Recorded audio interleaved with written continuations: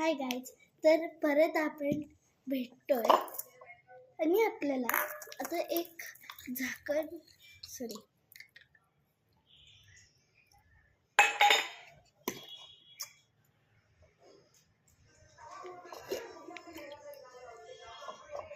एक कटोरी घ्यायची आहे आणि आपण मागच्या रेसिपी मागच्या पार्टमध्ये हे कढीपत्त्याचा ज्यूस केला होता, तोही बनवून घ्यायचा आहे पहिले.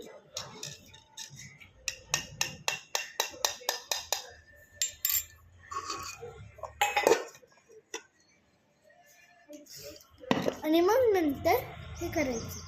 आपण 30 कटोरी घेतली आहे धुवून.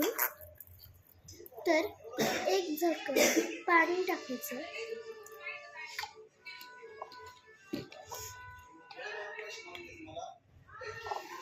आणि कढीपत्ते टाकायचे.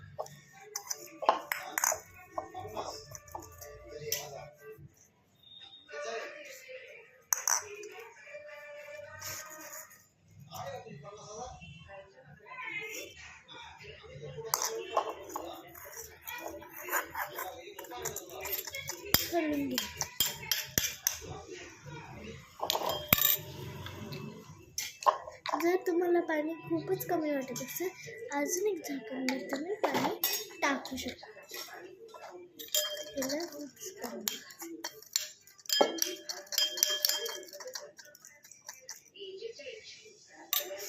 ओके, आता मी सांगते. आपण बनवत आहे भाजी, तर त्यासाठी आपल्याला मीठ पण लागेल आणि असं ज्यूस पण.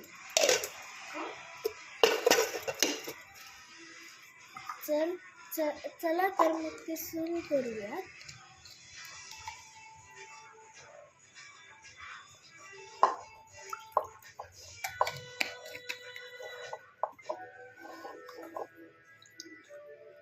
तर मग मी खलबत्ता पण धुवून घेतला आहे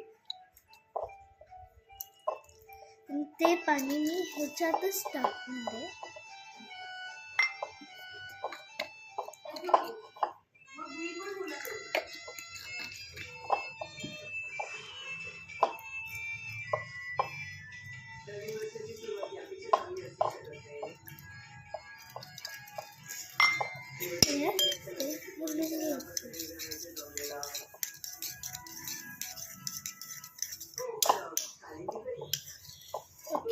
तर मग या कढीपत्त्यांना साईडला ठेवून द्यायचं.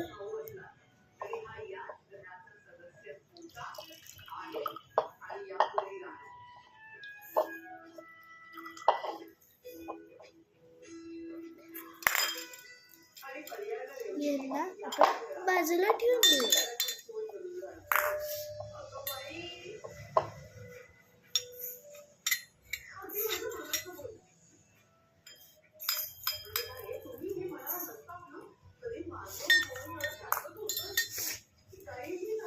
तर चला आपण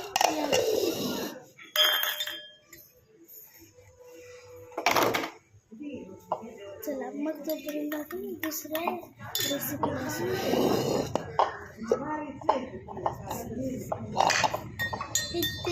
ते मी मागच्या रेसिपीमध्ये झाकून घेतलं होतं, म्हणजेच कढीपत्त्याचं.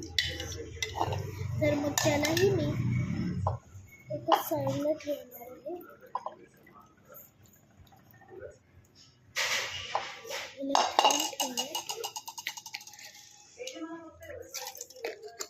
आणि ह्याच्यातच आपण भाजी करू.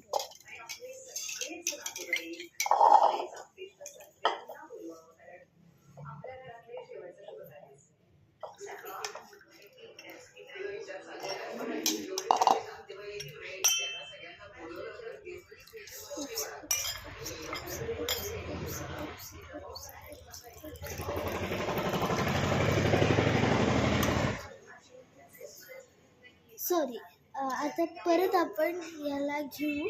त्याच्यात आपण कढीपत्ता ठेवलेला, तर त्याच्यात थोडंसं पाणी घालून त्याला पाणी घालूनच बाजूला ठेवायचं. त्याला भिजत ठेवायचं. तर तोपर्यंत आवडून पुसून घेतलं. ओके.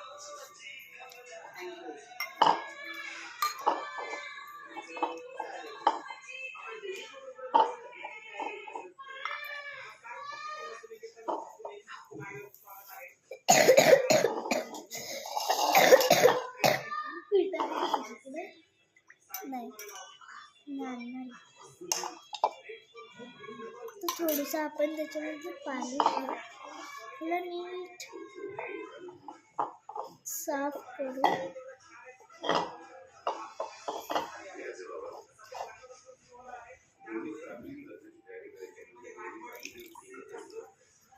या बाउलला नीट साफ करून घ्यायचं.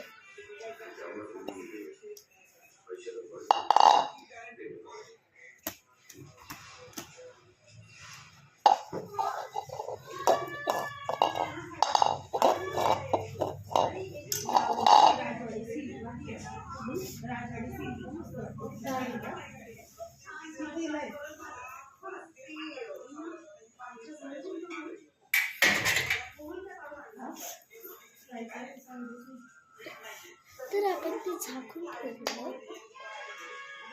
सॉरी, कढीपत्त्याचं घ्यायचं, त्याच्यात थोडंसं पीठ टाकून मस्त.